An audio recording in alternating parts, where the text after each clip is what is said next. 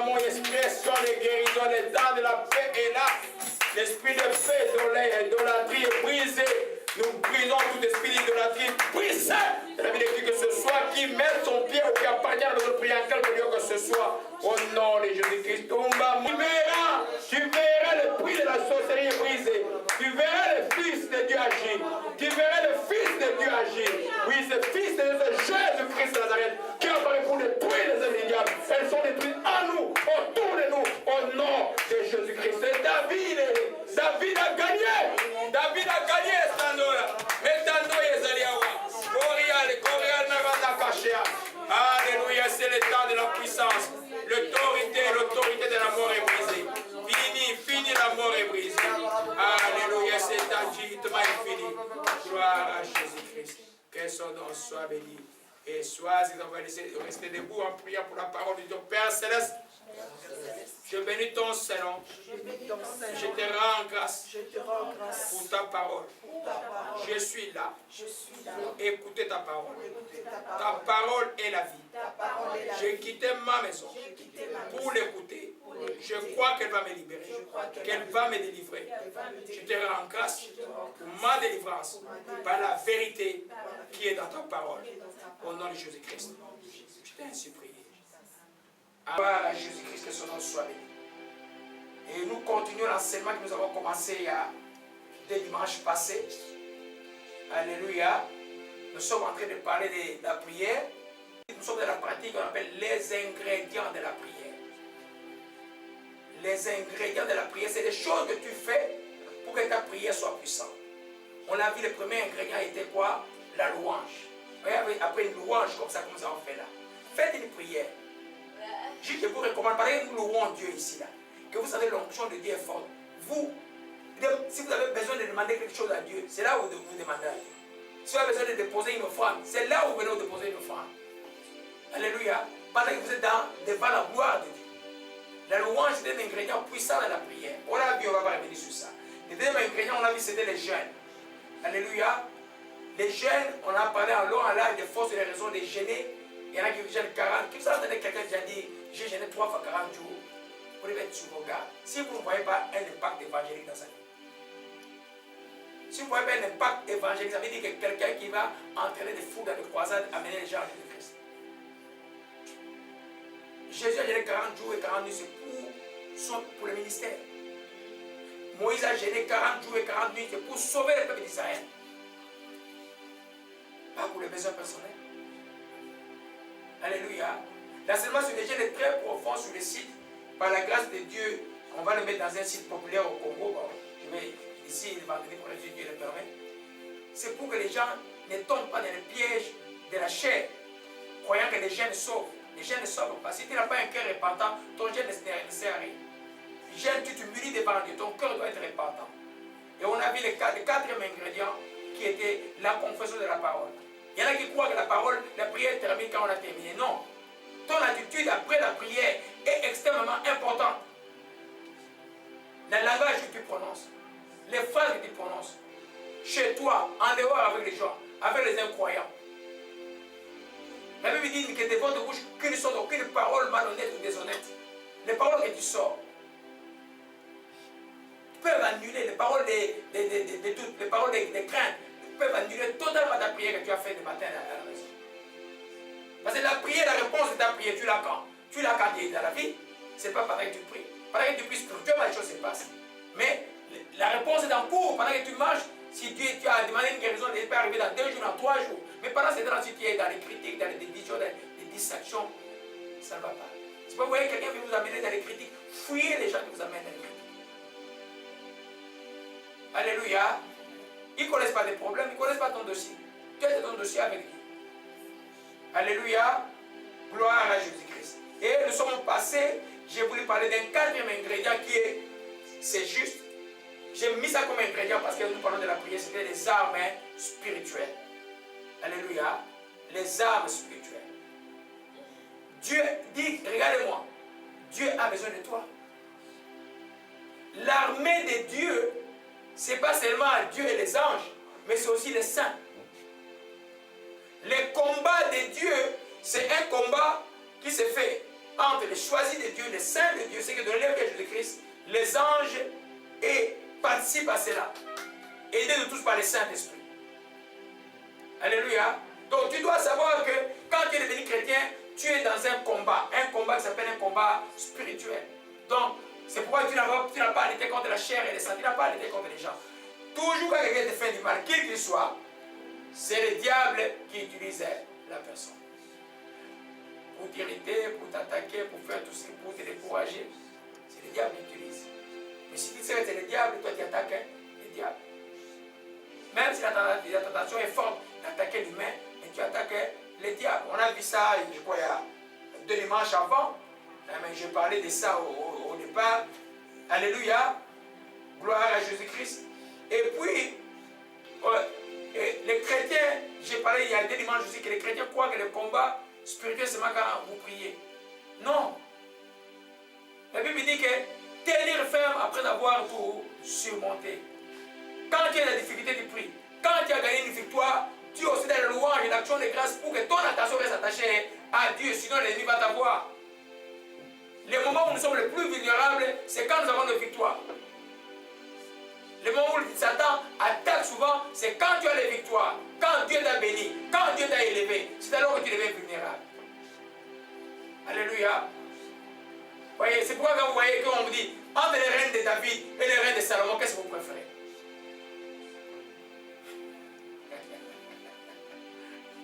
Hein?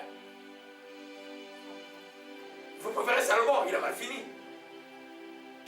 Pourquoi il a mal fini? Pourquoi après vous savez pas? Apparemment, il y avait la paix. Partout, il y avait les richesses. Partout, l'or à Jérusalem était comme de l'argent. La Bible dit. Amen. La Bible, tout le monde venait vers lui. Et ce qui fait qu'il s'est retrouvé 1000 femmes. Et les femmes sidoniennes. Il a commencé à idolâtrer les dieux étrangers. Donc vous préférez le dieu de David parce que c'est un règne de guerre. Quand tu es en guerre, tu dois pas le temps d'être distrait. C'est pourquoi des fois ta souffrance d'aujourd'hui, c'est ton réveil. Parce qu'on te persécute, c'est pourquoi tu es réveillé. Si on t'avait tout donné, peut-être que tu serais endormi et puis ça va te piéger jusque-là. Alléluia. Tu vas tenir ferme après tout avoir surmonté, me dire que quand j'ai ma victoire, quand j'ai mon mariage, quand j'ai mes enfants, quand j'ai le travail que je voulais, je dois être plus vigilant que je l'étais quand je n'avais pas. Vous voyez un peu? Les choses très profondes et très spirituelles. Alléluia. Salomon avait tout, mais il a mal fini. Il a détruit la progéniture. David était en guerre, il a préparé une bonne progéniture pour ses enfants. Malgré quelques erreurs qu'il a commises.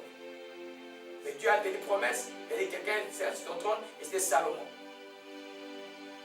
Alléluia. Amen. C'est pour dire simplement que ton combat spirituel, ce n'est pas une histoire d'attentat, non. C'est vrai qu'il y en a est arrivé, le miracle est arrivé, après tu presses le bras. Non, non, non. Parce que ton ennemi ne dort pas. Ils sont têtus. Satan est têtu. Ces gens qui travaillent avec lui, les sorciers, les magiciens, tout le monde, les occultistes sont têtus. Toi aussi, tu dois être têtu.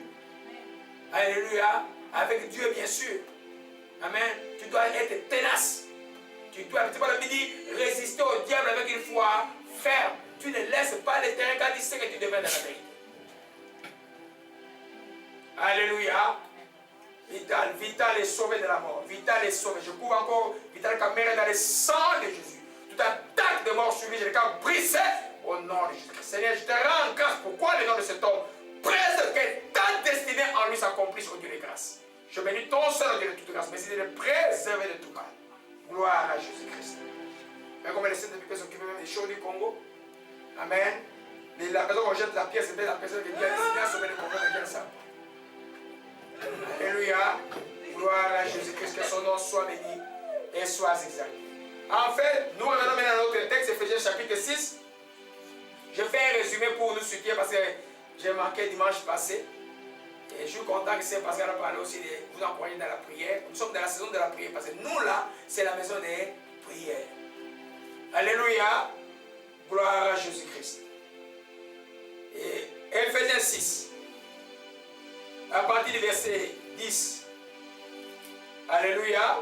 Nous commençons au verset 13 aujourd'hui.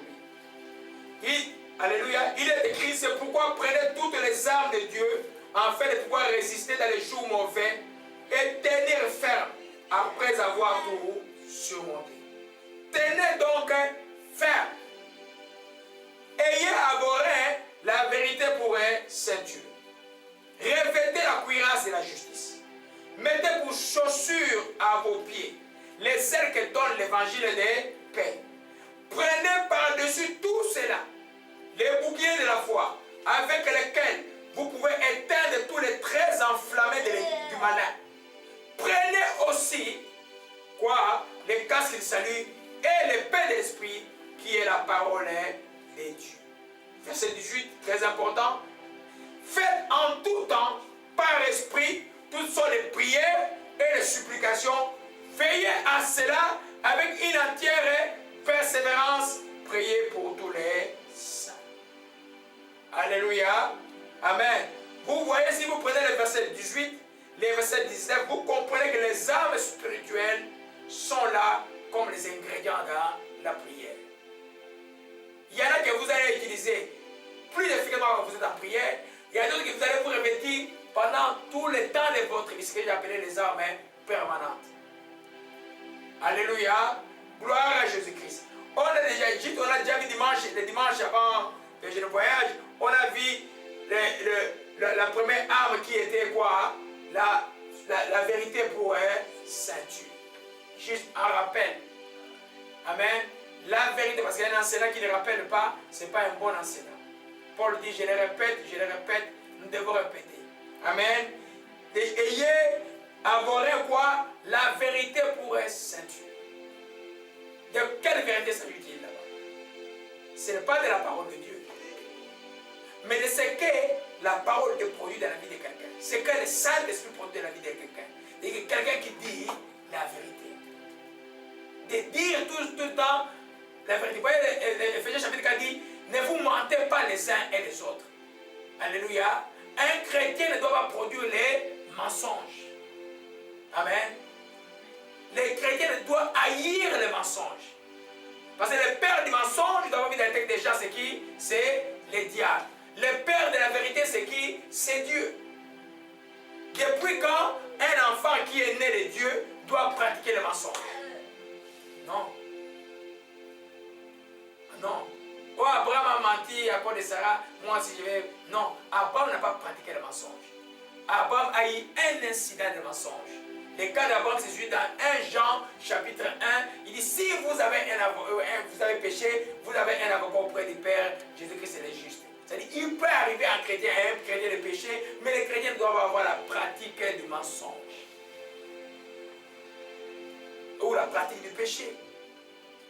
Alléluia. Pourquoi la vérité pour ceinture?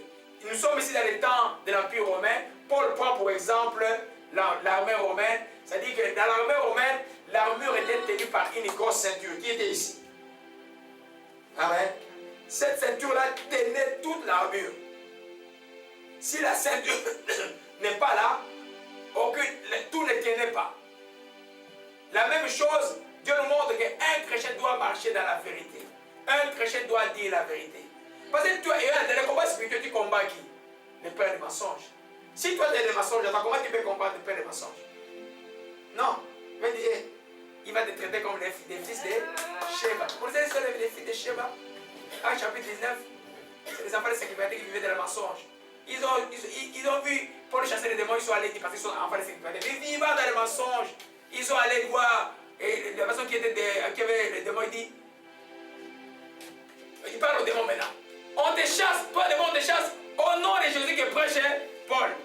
Oh, les démons de la vie de la personne dit, Jésus nous connaissons, Paul nous connaissons, mais vous qui êtes vous? Il a sauté sur les gens, il les a frappés, c'était nu à Jérusalem en caressant des fouilles. C'est moi qui commande. J'étais nu, la Bible dit. Alléluia. Ça veut dire que quand tu combats des combats spirituels, que tu vis dans le mensonge, il n'y a pas de... Tu ne combats pas. Les diables rient. Les diables te posent la question, qui es-tu? Alléluia. Qui es-tu? Amen. C'est pourquoi les chrétiens doivent haïr le mensonge. Les gens enseignent, non, ça c'est Jésus. Non. La parole, nous allons voir, quand nous allons voir, nous allons étudier c'est quoi l'épée de l'esprit qui est la parole de Dieu. La parole de vérité. Mais ici, la Bible nous parle de ce que le Saint-Esprit qui est l'esprit de vérité produit dans la vie du croyant. Le croyant est quelqu'un qui exprime la vérité. Alléluia. Gloire à Jésus-Christ. On a vu ça dimanche passé, mais on va, si je viens sur ça, on va pas terminer. Alléluia. Donc, le Saint-Esprit et l'Esprit de vérité, c'est la vérité que le Saint-Esprit produit dans la vie du croyant. C'est de ça qu'on parle. Donc, quand on y pense vrai, qui dira ce qui est vrai? Souvent, les gens ont des difficultés de dire parce qu'ils ont peur. Il ne faut pas enlever la peur. Quand on dit la vérité de quelque chose, Dieu a réglé un problème. Même avec ton mari, même avec ta femme. Mais Dieu a réglé, même avec ton papa. Mais Dieu a réglé un problème. Qu'elle ait gardé un mensonge. Je suis dans les couples là. Les couples, vous savez, vous êtes dans une alliance. Si tu as menti dans les couples, tu dois dire à ton mari ce que tu avais fait. Tu avais menti. Tant que tu ne dis pas ça, c'est ce que la Bible enseigne, la vraie parole de Dieu. Tu peux demander pardon et Dieu va te dire, va dire à ton mari. Oh, va dire à ton mari. Oh, va dire à ton mari. Donc tu dois lever la peur. Tu dois dire, ton mari ne va pas te tuer. Les femmes disent aussi qu'il ne me tuera pas. Amen. C'est très important. Que ce soit un ton ami, quand il y a ça, tu dis non, là je ne vais pas raconter les choses. Je vais vous raconter les choses. Arrêtez. Tu veux vous pratiquer la vérité, c'est comme une marche. Tu dis vrai aujourd'hui. Nous tous dans le téléphone, on faisait ce qu'on appelle des skits. Les skits, c'est des petits mensonges. Donc, qui était ou non, je n'étais pas à Bandal, j'étais à Lembe. Tu vois un peu? Et ça là, dans les seigneurs, même ça là, c'est le mensonge.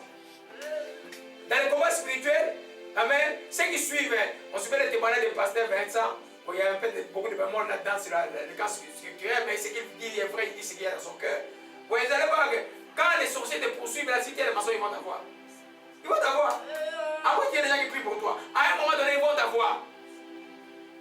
Tu peux ne pas être un géant dans la prière, mais si tu marches dans la vérité, pour t'avoir, ça sera difficile. Alléluia. Parce que Dieu ne nous a pas laissé comme ça, là. Imaginez la méchanceté des diables et des sorciers. Si c'était si fort, mais le monde serait fini. Tous les croyants seraient partis. Amen. Parce que Dieu est Dieu et reste souverain en toutes choses. Alléluia. Gloire à Jésus-Christ, que son nom soit béni. Amen. On a vu ça dimanche passé, mes bien-aimés. Je ne vais pas revenir sur ça beaucoup. La deuxième arme que nous avons vue, c'était, j'ai dit que c'est l'arme que les chrétiens ne savent pas revêtir. Ça s'appelle la cuirasse de la justice. Amen. Une cuirasse protégeait la poitrine ici, là. Une flèche, quand ça venait, ne pouvait pas entrer. Nous voyons aussi qu'est-ce qu'il y a ici. Quel est l'organe anatomiquement principal qui, à part les poumons, vous avez le cœur. Alléluia. L'ennemi est un accusateur, il peut même t'accuser dans ton propre cœur. Même ton propre cœur peut t'accuser de toutes les choses que tu as fait. Amen. C'est pourquoi la Bible dit, si ton cœur t'accuse, Dieu est plus grand que ton cœur. Tu ne peux pas prononcer cette phrase que Dieu est plus grand que ton cœur, tu ne sais pas te revêtir de la prière de la justice. Non. Beaucoup de gens sont dans la culpabilité, ils ont fait beaucoup de choses dans le monde, ils sont devenus chrétiens, mais ils vivent encore dans la culpabilité des choses qu'ils ont fait. Il y en a d'autres qui sont comme les chrétiens qui ont commencé comme ils se lèvent et puis ils tombent, ils se lèvent, ils tombent, ils vivent dans la culpabilité. Amen. La question de la culpabilité a été réglée à la croix du Calvaire. Jésus est mort comme coupable pour nous rendre nous non coupables. Alléluia. Celui qui se révèle de la cuirasse de la justice, c'est l'enfant de Dieu qui vient. Quand il vient demander pardon à Dieu et se répand, il n'a plus le poids du péché qui s'est repenti. Il est libre, elle est libre. Alléluia. Vous voyez que tous les âmes, c'est ce que je vais démontrer dans cette magie, que tous les âmes se tiennent. Imaginez-vous que vous ne marchez pas dans la vérité. Vous êtes avec beaucoup de mensonges. Est-ce que vous pouvez vous répéter la cuirasse de la justice? Non, c'est impossible. Tous les âmes se tiennent. C'est ceux qui marchent dans la vérité qui sont outillés maintenant de se revêtir de la cuirasse de la justice. Donc quand l'ennemi cherchait à m'accuser, je vais dire non. Comme je disais dimanche, j'ai dit dimanche, j'ai écouté la vidéo hier. Et quand tu es un pasteur et puis tu as donné un coup à ta femme, ça peut arriver au pasteur de donner. Il y en a qui donnent, moi je n'ai pas encore donné. Vous voyez un peu. Tu donnes un Nimako vrai, Nimako. Bah! Ok? Alors maintenant, tu te dis, mais qu'est-ce que j'ai fait? Quelque temps après, un téléphone sonne. Un frère en détresse t'appelle, il a besoin de prier. Tu fais quoi? Si tu ne sais pas recourir, ta prière ne va pas marcher. Tu vas faire une prière formelle. Si tu vas demander pardon à Dieu, tu vas demander pardon à ta femme. Si tu es une femme, tu vas demander pardon à ton mari. Et puis tu vas te sentir justifié et tu vas faire la prière. Alléluia. Amen. Pourquoi dans la prière c'est important? Parce que dans la prière nous attaquons le diable. Quand le diable, même quand nous prions la prière, mais il commence à t'accuser. Il dit, cette personne qui va prier, il va mourir. Il va mourir. Le diable, quand il te voit coincé, il cherche à t'embrouiller. Alléluia. La cuirasse et la justice. Et je reviens un peu sur le psaume 32 que j'ai partagé la fois passée. Alléluia. C'est une âme spirituelle. Parce que si tu te sens condamné, tu ne peux pas avoir la foi des prières. Amen. Tu ne peux pas chasser un démon, tu te sens coupable. Non, comment tu peux chasser un démon? Non, il ne va pas partir parce qu'il n'y aura pas de foi parce qu'il te sent coupable. Alléluia. Et psaume 32, gloire à Jésus-Christ. Voilà le plein de Dieu là. Gloire à Jésus-Christ. Amen. Le psaume 32 dit, heureux l'homme, non plutôt, heureux celui à qui la transgression est remise. Ça veut dire quoi en français simple?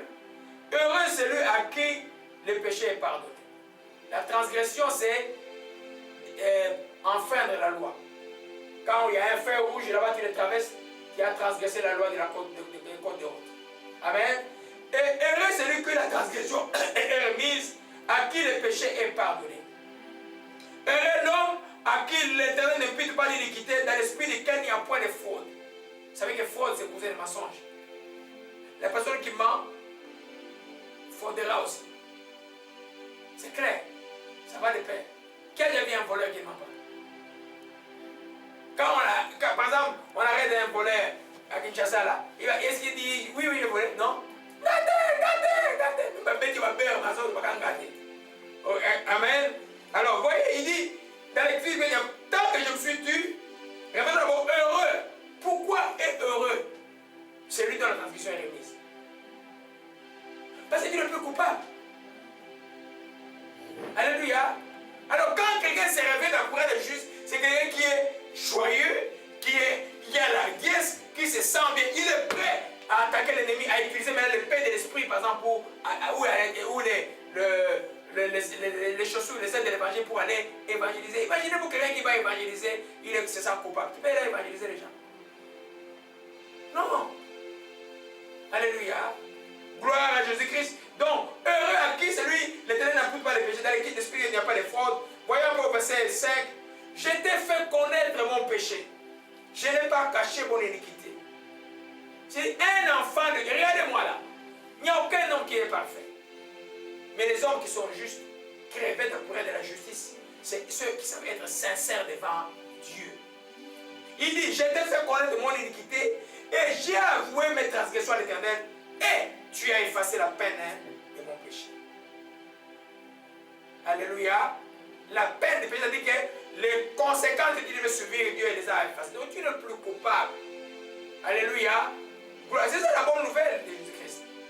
Alors comme armure spirituelle, quand tu revêts cela, tu es, comment, en anglais on dit tu es bold. Tu es comme un buffle là, capable d'attaquer. L'ennemi ne peut pas t'attaquer si tu n'es pas coupable, si tu ne te sens pas coupable. Alléluia, gloire à Jésus-Christ. On a parlé de cela dimanche passé. Je disais donc que les justifiés produisent, celui qui est juste produit inexorablement les œuvres justes. Quand tu es justifié, tu dois produire des œuvres qui sont justes, des choses qui sont droites, qui sont pures. Alléluia. À cause de l'esprit de justice qui est en toi, le Saint-Esprit s'appelle aussi l'esprit de justice. Alléluia. Il y en a qui comprennent Éphésiens 6, il dit non, la couleur de la justice, c'est produire les œuvres justes. Non. C'est revêtir de la justice que Jésus nous a acquis à la croix de Calvaire. Mais parce que tu t'es revêtu de cette justice que tu as à la croix de Calvaire, tu ne peux que produire les œuvres justes. Alléluia. Gloire à Jésus-Christ, que son nom soit béni et soit exalté. Retournons dans Éphésiens, que j'écrivais dans Éphésiens 5, verset 6, en termes de mort et brisée, viens dans la joie aujourd'hui. Viens dans la joie. Alléluia. Éphésiens 5, verset 9 dit, quand le fruit de la lumière consiste en toutes sortes de bonté, de justice et de vérité. Le fruit de la lumière, qui est Jésus-Christ, la lumière qui est venue dans le monde. Quand Jésus est dans ton cœur, tu vas produire quoi? La bonté. Tu vas produire quoi? La justice. Des choses qui sont droites. Et tu vas faire quoi? Produire quoi? La vérité. Alléluia. Donc celui qui est justifié, qui a Jésus dans le cœur, va produire des œuvres qui sont justes. Alléluia. Gloire à Jésus-Christ. Que son nom soit béni et soit exalté. Maintenant, nous commençons ce que nous devons commencer de nouveau aujourd'hui, qui est le troisième arme. Retournons à Éphésiens chapitre 6. Le troisième arme spirituelle, nous avons à la troisième place, mettez à vos pieds les ailes que donne l'évangile de paix. Amen. C'est les ailes de l'évangile de paix. C'est les ailes que donne l'évangile de paix. L'évangile de paix qui est la bonne nouvelle que Jésus nous a annoncé et nous a envoyé annoncer dans le monde. Amen. Doit produire dans la vie des enfants de Dieu un zèle. Ce qu'on appelle un zèle, c'est une joie de faire, une force de faire.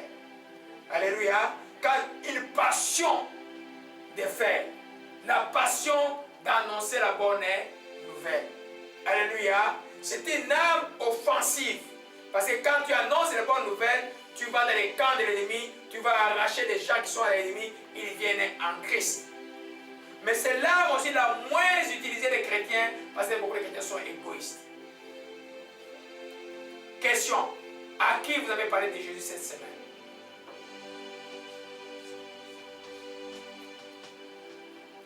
Je ne peux pas dire, c'est pas au téléphone, non, au téléphone, vous pouvez parler de Jésus.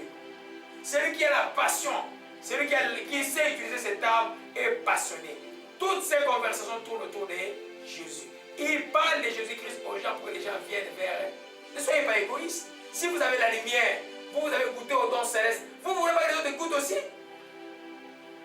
Vous, on vous a annoncé la bonne nouvelle, n'est-ce pas? Vous aussi, annoncez. Alléluia. Les ailes de l'évangile, quand une ville est remplie de gens zélés de l'évangile, je vous assure que l'ennemi tremble. Alléluia. Amen. Qui suit mes enseignements bien ici là? Dans quelle église d'Apocalypse je parlais un peu des ailes de l'évangile? Vous avez bougé la bouche à gauche, à droite. Alléluia.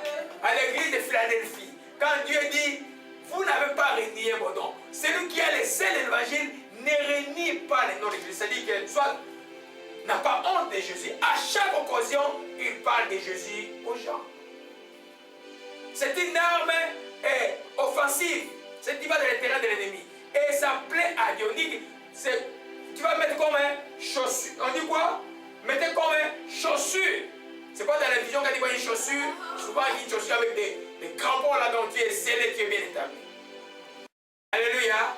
Donc, ça veut dire que tu es. Si un enfant de Dieu n'est pas zélé, la mort spirituelle aussi n'est pas loin. Tu vas commencer à avoir honte de Jésus. Jésus a dit, celui qui aura honte de moi, moi aussi j'aurai honte de lui devant mon Père. Et tu vas croire que tu as dit, je ne te connais pas. Tu as eu honte de moi à l'école.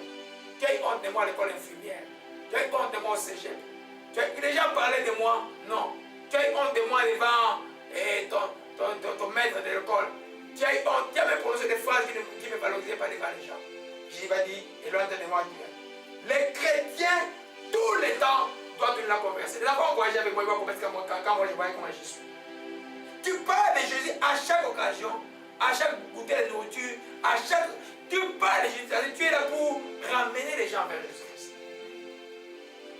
Ta vie est pourquoi?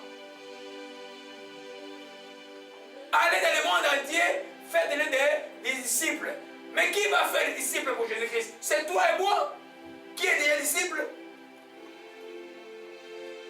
Alléluia. Alléluia. Donc, les ailes que donne l'évangile, c'est une arme offensive. Alors un peu dans Matthieu 10, verset 32 à 33. Fini la sorcellerie est fini aujourd'hui. L'envoûtement de la mort est fini.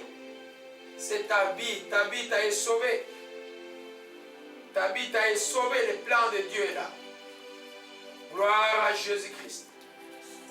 Phili est sauvé. Phili est sauvé de la joie. Gloire à Jésus-Christ.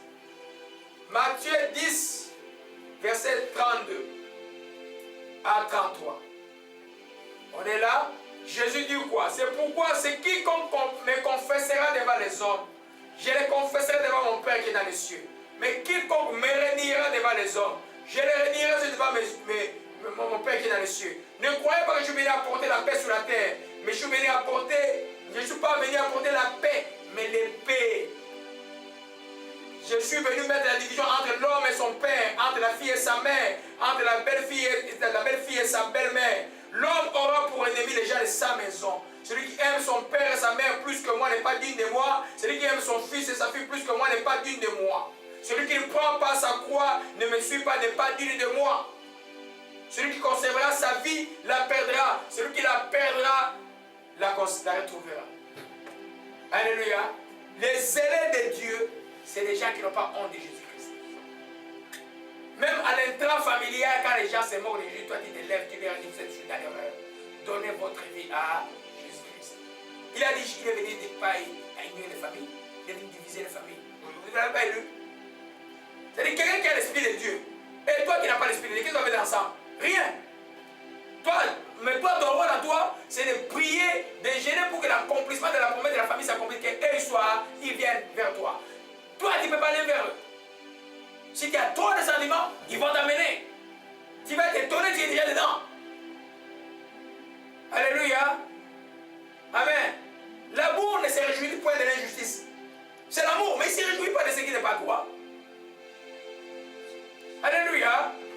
Gloire à Jésus-Christ. Donc, je commence par dire que tu ne peux pas, les ailes, l'arme des ailes de l'évangile, c'est une arme offensive. Tu n'as pas honte de Jésus, tu parles de Jésus aux gens, tu annonces la bonne nouvelle aux gens.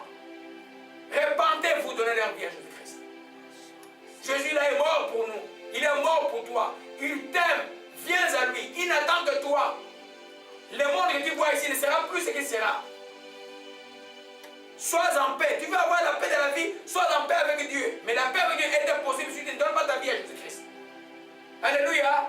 Tu leur parles des phrases comme ça, là, tu vas voir un à un, ils vont commencer à venir. Si toi, regardez, tu te tiens à la vérité, amen, tu as la courage de la justice, et tu es zélé pour l'évangile, les gens vont venir. Mais si toi, tu te tiens dans les mensonges, ils vont te suivre. Non, peut-être, plus ils marchent comme nous. Alléluia. Gloire à Jésus-Christ, que son nom soit béni.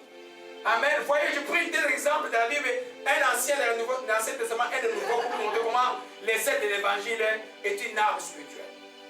Allons d'abord la tête de Daniel. Dans Daniel, nous avons une histoire très sérieuse. Et j'aimerais vraiment que nos jeunes gens, tout le monde là, soit comme ces jeunes gens. Ils étaient des esclaves. Ils étaient en déportation à Babylone. Mais les rois de l'époque, ce n'étaient pas des rois méchants comme je dis, les étrangers arrivent, ils vous tuent tous. Les rois de l'époque, quand ils arrivaient pour gagner un pays, ils cherchaient les hommes intelligents. Ils cherchaient ce qui leur pouvait être utile, ils les gardaient. Le roi a dit, tous les jeunes d'Israël qui sont intelligents là, mettez-les autour de ma table. Et finalement, ils ont eu 3 comme intendants de la ville de Babylone. Donc, c'est des jeunes gens qui étaient très bien placés dans un pays étranger, en déportation, mais vivant comme des rois. Tu vois un peu? Quand tu crains Dieu, mes bien-aimés, ta vie sera différente. En déportation, mais vivant comme des rois, intendant dans la grande ville de Babylone. Alléluia. Allons un peu dans Daniel chapitre 3. Comme le diable ne dort pas, là il inspire une idée à leur protecteur, au roi de Nebuchadnezzar, qui fit une statue d'or. La Bible dit, verset 1, haute de 62 coudées et large de 10 coudées. Et il a dressé dans la vallée de Doura une très grande statue. Et il a ordonné à tout le monde, à une heure donnée, que tous les instruments de musique, je vais vous épargner de lire cela. Tout doit, à une heure donnée, tout le monde doit frapper ses musiques, frapper les tambourins, frapper toujours, frapper, et tout le monde doit adorer la statue qu'il a mise dans la vallée de Doura. Alléluia. Voyons maintenant au verset 12. Oh, il y avait des Juifs à qui tu as remis ça c'est les gens qui veulent faire rapport. Il dit, oh, il y a des Juifs à qui tu as remis l'intendant de la province de Babylone, Shadrach, Meshach et Abednego. Juste entre parenthèses, ce n'est pas leur vrai nom. Leur vrai nom c'est qui? Vous devez connaître ça. Leur vrai nom c'est Anania, Miskaël et Azaria. Ok? Les rois, comme il est trouvé intelligent, il leur a donné des surnoms. Donc, leur surnom était Shadrach, Meshach et Abednego. Mais malheureusement, les chrétiens prennent les surnoms de Babylone et donnent à leurs enfants. C'est les dons de Babylone. Alléluia. Et puis il dit maintenant, homme qui ne tienne compte aucun de toi, ô roi, il ne sert pas de Dieu, il n'adore au point la statue d'or que tu as fait. Alors Nabuchodonosor, irrité, effrayé, donna l'ordre qu'on amena Shadrach, Meshach et Abednego. Ces hommes furent amenés devant le roi. Nabuchodonosor prit la parole, il leur dit, est-ce des propos délibérés, Shadrach, Meshach, Abednego, que vous ne servez pas mes dieux et que vous n'adorez pas la statue d'or que j'ai élevée? Imaginez-vous, le roi de l'époque avait droit de vieillir et de mort. Alléluia. Il dit, mais tenez-vous prêts au moment où vous entendrez le son de la trompette, du chalumeau, de la guitare, de la sambouk, du psalterion, de la cornemuse et toutes sortes d'instruments. Vous vous prosternerez et vous adorerez la statue que j'ai faite. Si vous ne l'adorez pas, vous serez jeté à l'instant même au milieu d'une fournaise ardente. Quel est Dieu qui vous délivrera de ma main? C'est la personne qui leur a donné un bon boulot, qu'elle était comme des petits princes à l'étranger, qui avait droit de mort avec eux. C'est la personne qui a détruit, Babylone, et plutôt Jérusalem, et qui a amené tout le peuple d'Israël en déportation. On est là, ils sont en pays de déportation. Et puis, écoutez ces gens-là. Shadrach, verset 16, mais chaque appel leur dit, répliquèrent au roi. Nous n'avons pas besoin de te répondre là-dessus. Mais voici notre Dieu que nous servons peut nous délivrer de la fournaise ardente et il nous délivrera au roi avec tout le respect. Alléluia. Ça s'appelle être zélé pour son Dieu. Tous les martyrs chrétiens sont des zélés pour Dieu. Alléluia. Amen. Ils nous ont dit non, notre Dieu nous délivrera.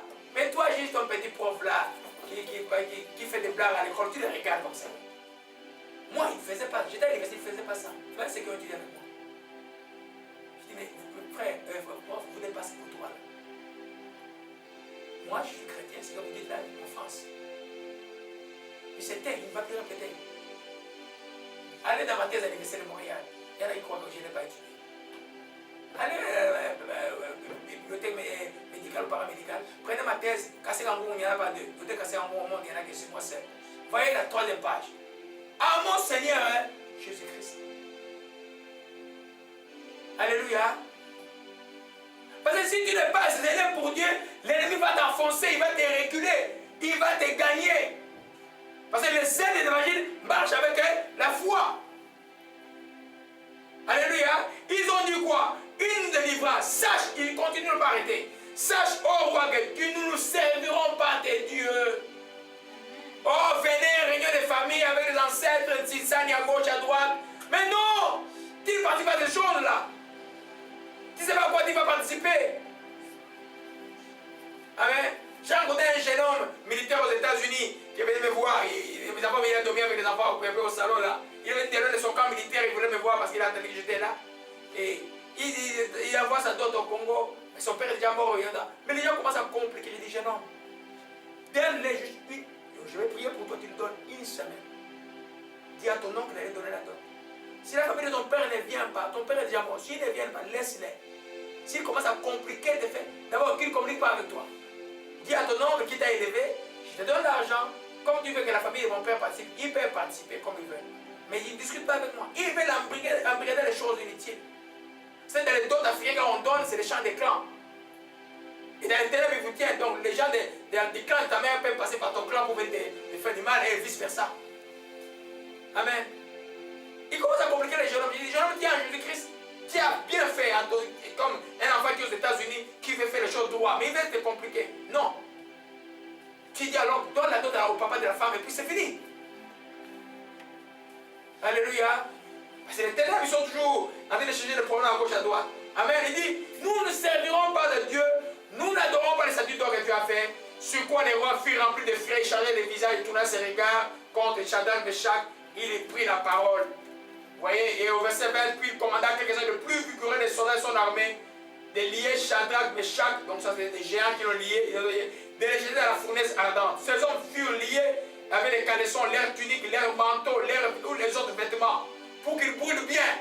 Vous n'avez jamais remarqué ça? Donc on les a brûlés avec leurs habits, beaucoup de pour qu'ils brûlent bien, parce que le feu de prendre, ça va prendre le corps bien. Ils ont, donc, alors maintenant, comme l'ordre du roi était servi, la fournaise fut extraordinairement chauffée, la flamme tuait les hommes, ayant jeté Shadrach, Meshach et Abednego. Et ces trois hommes, Shadrach, Meshach et Abednego, tombèrent liés au milieu de la fournaise ardente. Alors le roi, la fournaise fut effrayée et s'éleva précipitamment. Il prit la parole.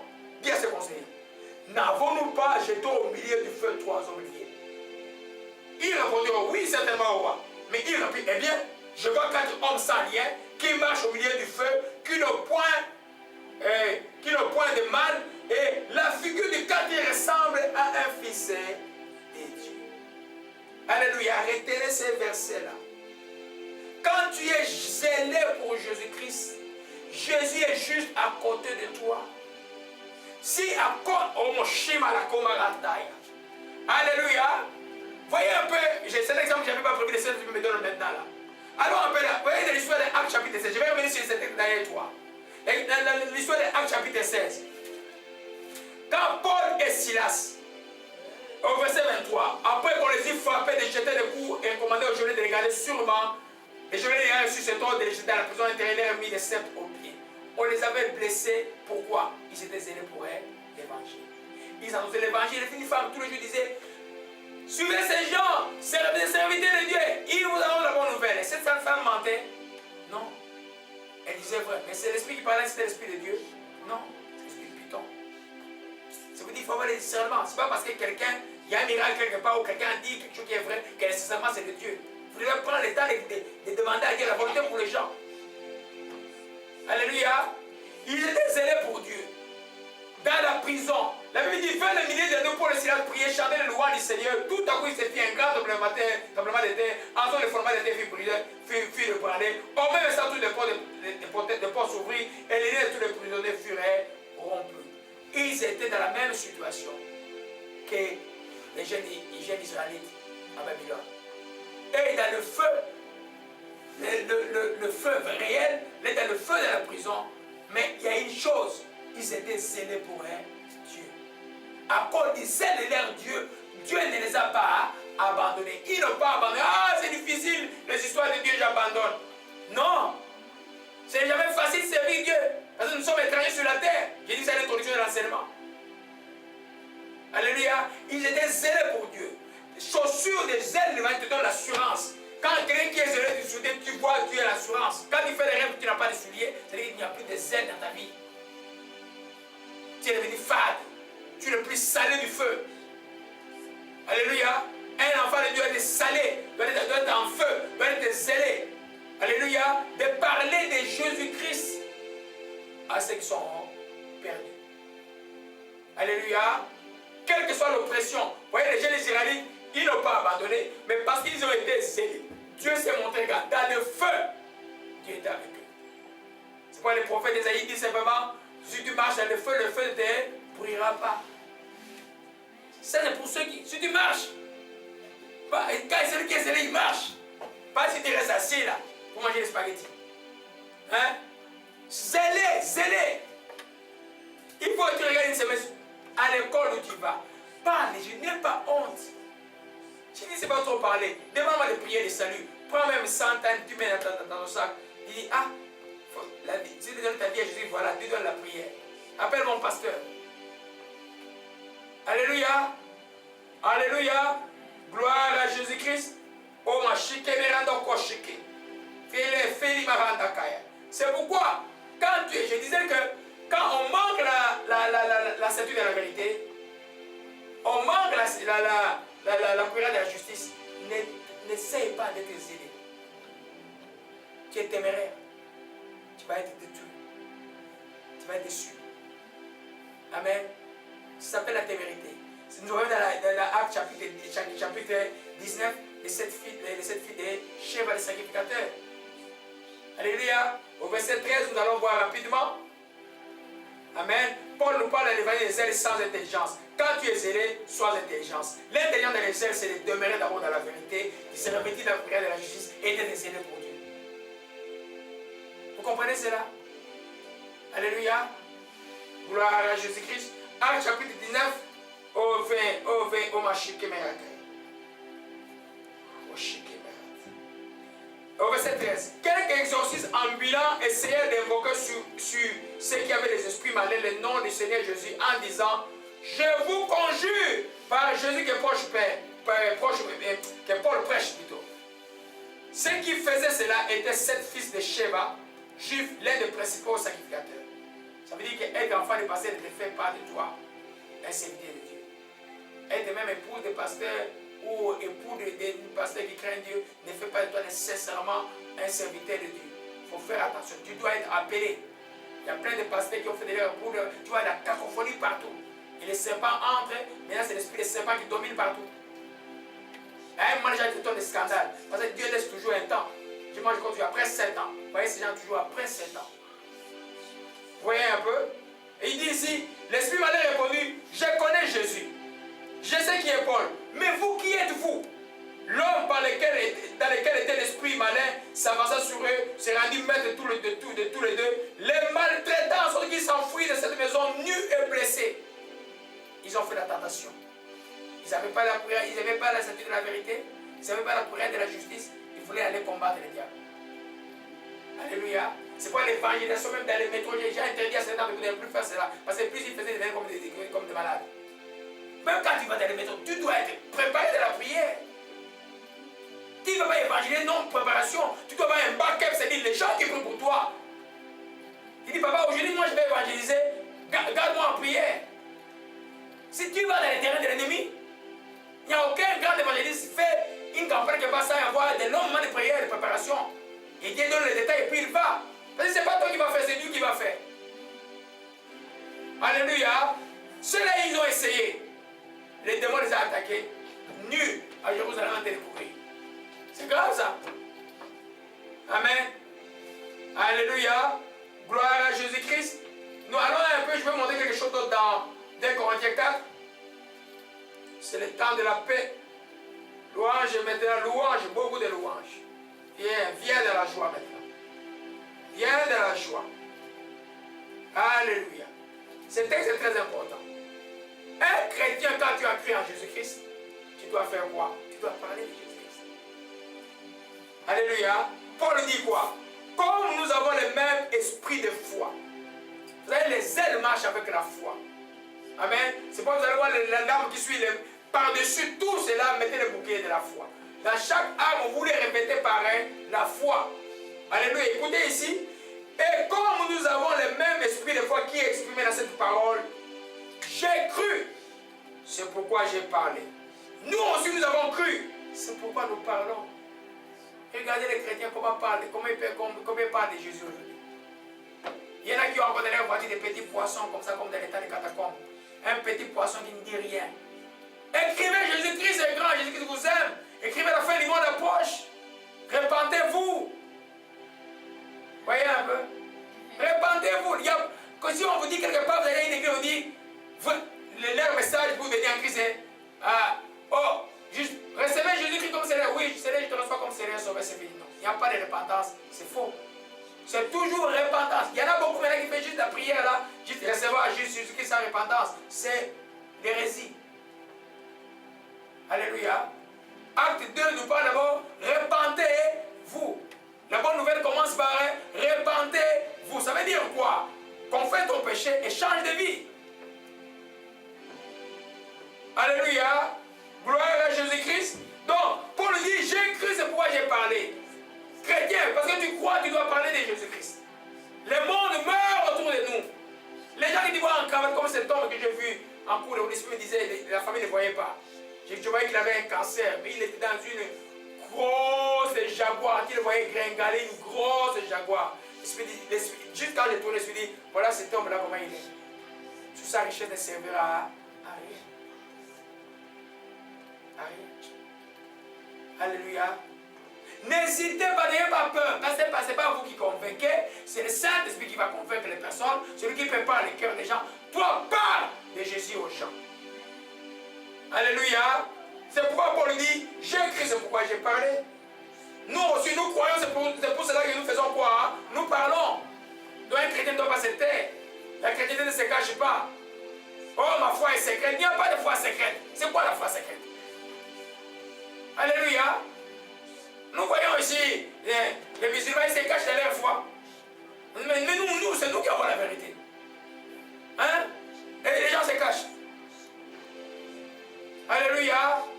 Gloire à Jésus-Christ. Pourquoi, je vous dis pourquoi les gens se cachent? Parce qu'ils ne se révèlent pas de la cuirasse et de la salut de la vérité. Celui qui vit dans les mensonges, il ne peut pas parler de Jésus à Jean. Non. Quand tu as raconté quelqu'un, tu vas parler des choses du monde déjà. C'est trop tard. Les noms deviennent lourds dans ta vie. Parce que tu as déjà découvert que tu es mondain ou mondaine comme lui. Alléluia. Gloire à Jésus-Christ. Que son nom soit béni. Oh, ma chika marakaya. Amen. Écrivez ces principes que les zèles doivent avoir comme fondement la vérité et la justice. Sinon, c'est seulement un faux zèle. Pour que ton zèle pour l'évangile, tes chaussures soient solides là, il faut que tu aies la ceinture de la vérité et que tu comprennes c'est quoi revêtu de la cuirasse de la justice. Alors tu peux aller parler de l'évangile de paix aux gens. Gloire à Jésus-Christ. Amen. Alors cette semaine, je vais vous voir parler de Jésus.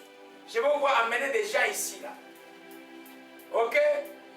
Parlez de Jésus aux gens. Les gens se meurent. Il y en a qui meurent parce qu'ils ne connaissent pas Dieu. Il y en a qui meurent encore des faux prophètes, des faux enseignements. Il y en a qui meurent, les serpents les a tellement avalés. Ils croient qu'ils sont avec Dieu, mais ils sont déjà perdus. Alléluia. Gloire à Jésus-Christ. Que son nom soit béni. Et tembo là. Et tembo lianza mes amis. Oh ma chikaya. Quatrième âme spirituelle. Nous dans Éphésiens chapitre 6, on va parler juste des âmes aujourd'hui.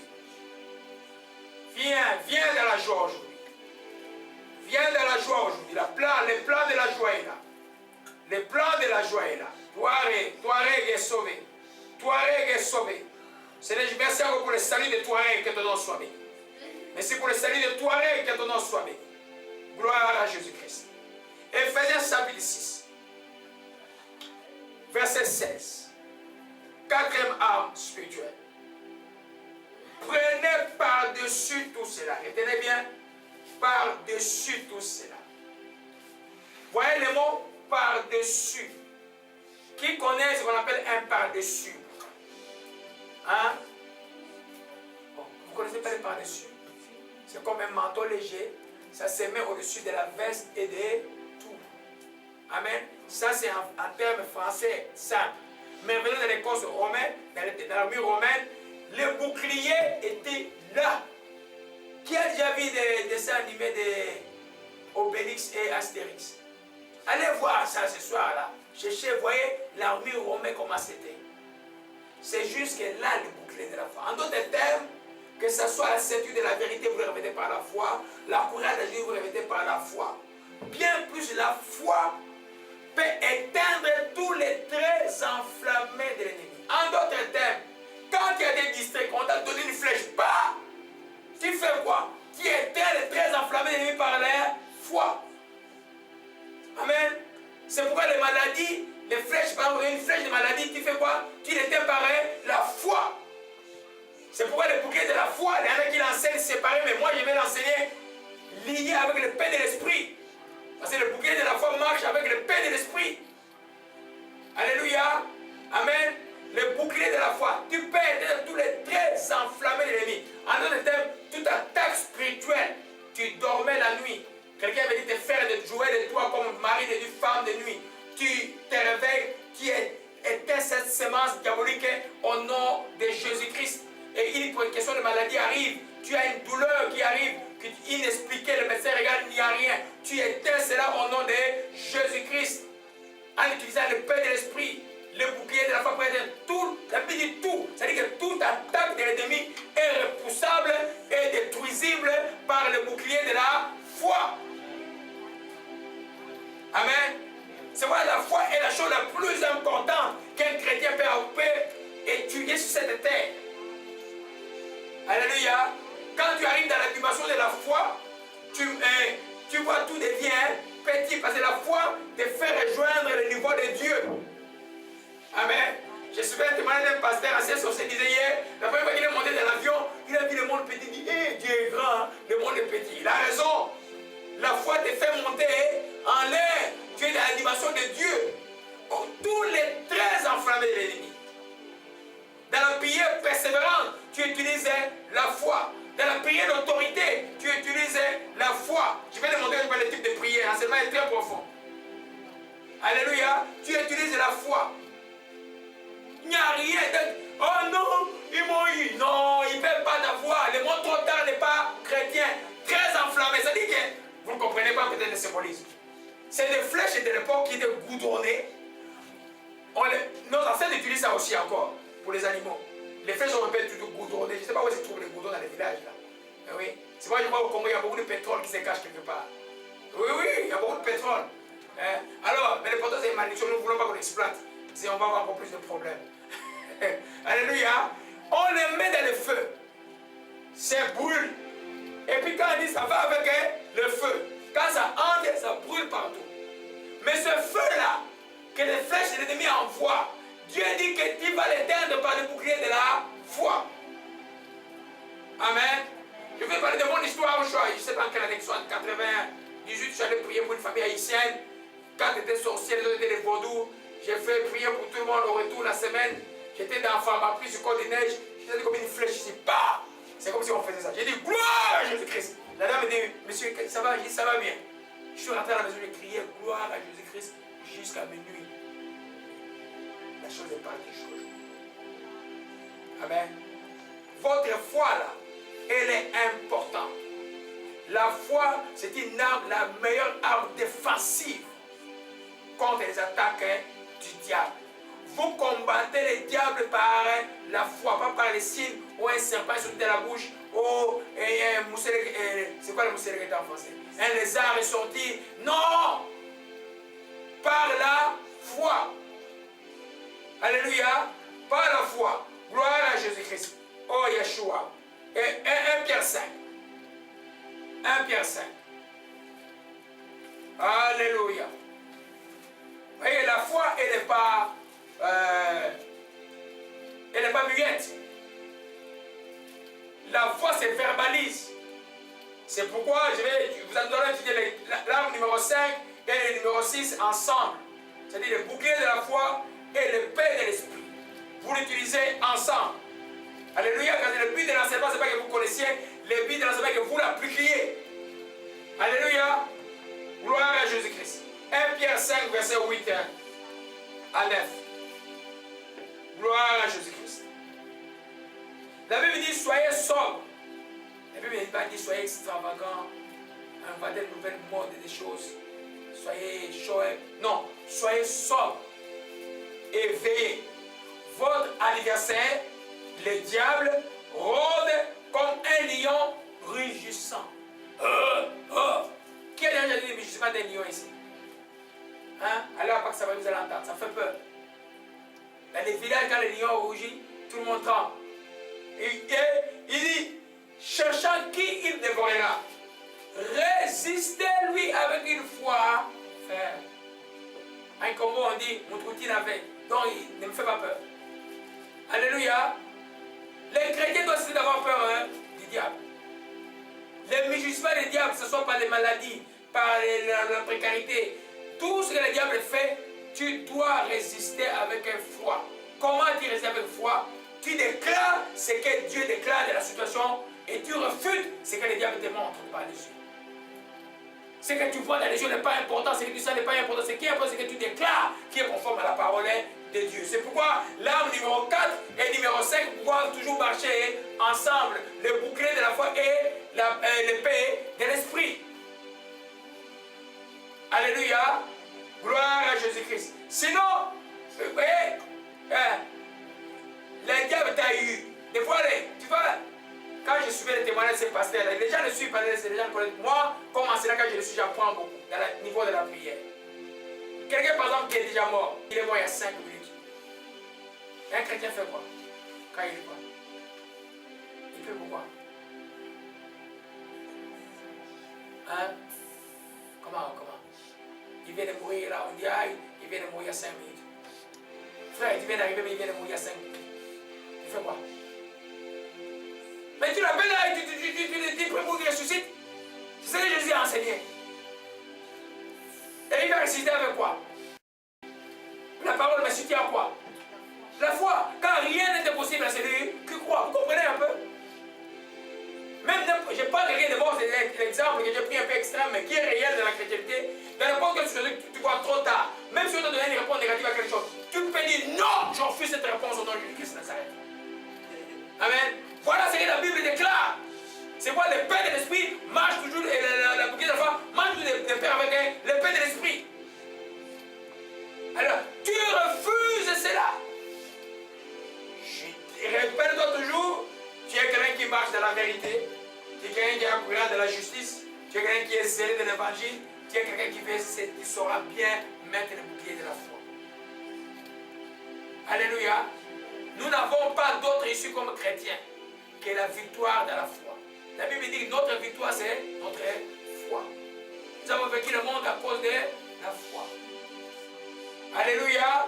Autorité des serpents est brisée. Oh, 1 Jean 5, verset 4. Nous voyons le bouclier de la foi. C'est par là que nous allons voir aujourd'hui terminer. Alors, examinez cette semaine et vous ne prenez rien. Parlez aux situations. Résistez au diable. Quand le diable vous a volé quelque chose, ordonnez-nous de vous restituer ce que vous avez volé. Votre jeunesse, quand vous ne connaissez pas Dieu, si vous avez connu des gens qui étaient occultes, qui vont voler vos âges, vous avez la capacité de récupérer cela au nom de Jésus-Christ de Nazareth. Ne recevez pas juste des témoignages pour témoigner. Quand vous faites, prenez l'intelligence de ces témoignages pour mettre en contexte avec la parole de Dieu. Alléluia. Gloire à Jésus-Christ. 1 Jean 5. Télévision et bébignos. La dessa, bagde. Comment chiquer me rendre commandé? Comment rassembler chiquer marcaille? 1 Jean 5. Gloire à Jésus-Christ. Verset 4. Alléluia, alléluia. 1 Jean 5, verset 4. Nous sommes là. Nous voyons la 4e âme spirituelle. Nous voyons ensemble avec la 6e âme qui est l'épée de l'esprit. 1 Jean 4. Tout ce qui est né de Dieu triomphe du monde. Et notre victoire du monde, c'est notre foi. Est-ce que tu es né de Dieu? Donc tu as triomphé du monde. Tu triompheras du monde. Qui est le Dieu de ce monde? Qui est le Dieu de ce monde? C'est le diable. Donc tu triomphes du diable. Pourquoi tu triomphes du diable? Toi qui es né de Dieu. La Bible dit qu'il t'a transporté du royaume de terre et du royaume des fils de son amour. Tu es assis avec lui dans les lieux célestes. Donc toi, à cause de ta foi en Jésus-Christ, tu es dans les lieux célestes. Tu es au-dessus de toute domination, de toute autorité, de tout nom qui peut se nommer. Non seulement maintenant, mais même dans les siècles à venir. Aucun nom ne peut être au-dessus de toi. Alléluia. Pas les mots cancer, pas les mots sorcellerie, pas les mots envoûtement. Le nom de Jésus est au-dessus du nom de tout nom. Mais comment te rendre ce nom effectif? Tu dois avoir foi en ce nom. Alléluia. Foi en ce nom. Vous comprenez cela? Donc le bouclier de la foi marche quand on a foi au nom de Jésus-Christ, quand on a foi à la parole de Dieu et on appelle les choses que Dieu appelle comme si elles existaient, comme si ces choses-là doivent être là et elles seront là. Alléluia. J'entends encore plus à propos. Oh mon chika, ya mon chika, ma rando comme chia. Oh mon chika, ma rando comme. Oh mon chika, ma rando kosha. Oh mon chika, ma rando oshika. Oh là, un changement étonnant. Il y a l'esprit de mort et brisé. Alléluia. Donc toi, enfant de Dieu, accorde ta foi. La foi pour toi, c'est un bouclier qui étreint tous les traits enflammés de l'ennemi. Alléluia.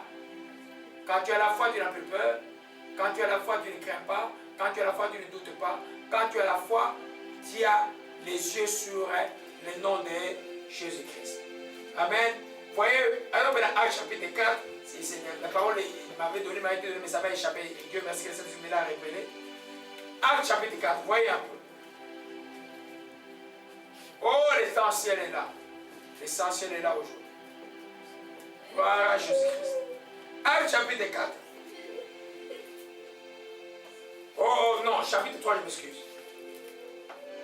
Au verset 5. Ça c'est Paul et Jean plutôt, et Pierre et Jean qui allaient dans les temples, et puis il y avait un boiteux de naissance qui était là, tous les jours à la porte. Ils arrivent au verset 5, au verset 6, Pierre, de même que Jean, fixa les yeux sur lui, il dit regarde. Regardez-nous. Ok? Je vais parler de ça après. Il les regarda attentivement. S'attendant à recevoir quelque chose de lui. Il dit, Pierre dit, je n'ai ni argent, ni or. Ce que je te le donne. Au nom de Jésus-Christ de Nazareth, lève-toi et marche. En lui prenant la main droite, il le fit lever. En même instant, ses pieds se rendirent fermes. Alléluia. Là n'est pas le clou. Maintenant, on les arrête au verset 16. Paul dit ceci, par rapport au bouclier de la foi. Par la foi en son nom, que son nom a raffermi celui que vous voyez et que vous connaissez. C'est la foi en lui qui a donné en cet homme cette entière guérison. L'attaque de l'ennemi sur l'attaque du diable sur cette personne était quoi? L'esprit d'infirmité. Mais au nom de Jésus-Christ, par la foi en son nom, la personne a retrouvé la santé. Cela peut être dans toi-même. Cela peut être dans tes finances. Cela peut être dans tout ce que l'ennemi peut te voler. Tu peux, avec foi, récupérer ce que l'ennemi t'a volé. Alléluia. C'est pourquoi, au lieu de perdre beaucoup de temps dans beaucoup de choses, construisez le cœur avec la foi. Là, ce n'est pas sur la foi que je le donne, ça va prendre 6 mois. La préparation du cœur, parce que la foi a un organe. On va voir ça dimanche prochain, après on va parler de la paix de l'esprit. La foi a 2 organes, c'est le cœur et la bouche. Si ton cœur n'est pas propre, il n'y aura jamais de foi. Si ton cœur est propre, les fleuves lui coulent dedans. La parole vient se planter dedans. Et de l'abondance, ton cœur va parler. Ce qui est dans ton cœur, qui est la parole de Dieu va parler dans ta bouche, et tu auras des résultats tout le temps. Alléluia. Gloire à Jésus-Christ. Amen. Nous voyons là que si tu veux construire le bouclier de la foi, tu fais quoi? Tu lis la parole de Dieu. Tu écoutes les enseignements. Tu écoutes les prédications. Amen. Amen. Je ne sais pas toujours beaucoup de témoignages, c'est ma témoignage. Mais surtout les témoignages des gens qui sont morts. Moi, je ne regarde pas ça. C'est les gens qui viennent de la mort. Parce que Jésus a dit qu'ils écoutent les prédicateurs. Même quelqu'un qui revient de la mort, il n'écouterait pas. Alléluia. Souvent les enseignements comme des derniers princes. Souvent les enseignements de la maison de prière aussi. Derek Prince, qui sont mes pères, et Kenneth Eki, suivez les enseignements pour vous. Il y en a maintenant en français. Ils vous enseignent les domaines de la foi. Alléluia. Gloire à Jésus-Christ. Que son nom soit béni. Et soit exalté. Pourquoi c'est là? Parce que la Bible dit, Romains 10, verset 17, nous allons terminer par là. La foi vient de ce qu'on entend. Ce qu'on entend vient de la parole de Dieu. Alléluia. Amen. Pour avoir le bouclier de la foi, tu dois construire sa foi. Ce n'est pas juste une sémantique et juste une déclaration. J'ai rêvé le bouclier de la foi. Non, c'est un processus, une manière de faire. C'est ce que je vais vous enseigner dimanche. Dimanche, je vais venir en détail. Comment s'opérationnalise le bouclier de la foi. Amen. Puis c'est une armure. Une armure n'est pas un concept. Une armure, c'est une épée, c'est quelque chose qu'on peut utiliser. Alléluia. Il y en a qui l'utilisent, mais ils ne savent pas qu'ils l'utilisent. Il y en a qui l'utilisent mal. Mais dimanche prochain, on va encore revenir sur le bouclier de la foi. Et je vais entrer en profondeur comment le bouclier de la foi va de pair avec l'épée et l'esprit. Amen. Tu peux donner une réponse négative à quelque chose. Tu peux dire non, je refuse cette réponse au nom de Jésus-Christ de Nazareth. Amen. Voilà ce que la Bible déclare. C'est quoi l'épée de l'esprit marche toujours, et la bouclier de la foi marche toujours de pair avec l'épée de l'esprit. Alors, tu refuses cela. Répète-toi toujours, tu es quelqu'un qui marche dans la vérité, tu es quelqu'un qui est accoulant de la justice, tu es quelqu'un qui est zélé de l'évangile, tu es quelqu'un qui saura bien mettre le bouclier de la foi. Alléluia. Nous n'avons pas d'autre issue comme chrétiens que la victoire de la foi. La Bible dit que notre victoire, c'est notre foi. Nous avons vécu le monde à cause de la foi. Alléluia. Autorité des serpents est brisée. Oh, 1 Jean 5, verset 4. Nous voyons le bouclier de la foi. C'est par là que nous allons voir aujourd'hui terminer. Alors, exactement cette semaine, ne vous plaignez rien. Parlez aux situations. Résistez au diable. Quand le diable vous a volé quelque chose, ordonnez-nous de vous restituer ce que vous avez volé. Votre jeunesse, quand vous ne connaissez pas Dieu, si vous avez connu des gens qui étaient occultes, qui vont voler vos âges, vous avez la capacité de récupérer cela au nom de Jésus-Christ de Nazareth.